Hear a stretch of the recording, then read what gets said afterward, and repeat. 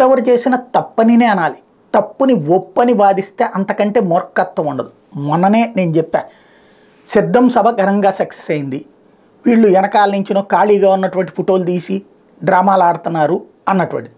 అట్లాగే చివరికి పవన్ కళ్యాణ్ కూడా దిగజారిపోయి గ్రాఫిక్లు అని మాట్లాడినటువంటిది, అవన్నీ తప్పనినే అంట. అట్లాగే ఇప్పుడు నిన్నటి తెలుగుదేశం సభ గురించి, తెలుగుదేశం, భారతీయ జనతా పార్టీ, జనసేనల సభ గురించి వీళ్ళు రాసింది అంతే దారుణం. మరో ఫ్లాప్ షో ప్రజాగళం అంటూ సాక్షి రాసుకొచ్చిన దాంట్లో ప్రజాగళం సభలో ఖాళీగా ఉన్న కుర్చీలంటూ ఎవరు రాకముందు తీసిన ఫోటోలు పెట్టేసేసి దాంతో ఎవరు రాలేదని వేసుకొచ్చారు. ఎందుకు అంత నీచం? ఎందుకు అంత అవసరం? ఎందుకు?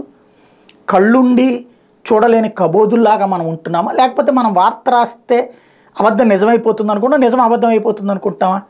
జనం భారీగానే వచ్చారు. వాళ్ళు అనుకున్న 10 లక్షలు రాకపోవచ్చు, లక్షల్లోనే వచ్చారు. అందులో వందల్లో అయితే కాదు, వేలల్లో అయితే కాదు, లక్షల్లోనే వచ్చారు. నిండిపోయింది సభా ప్రాంగణం, 300 ఎకరాలు నిండింది. ఆ లెక్కనేసుకుంటే చూసుకుంటే సరిపోతుంది కదా.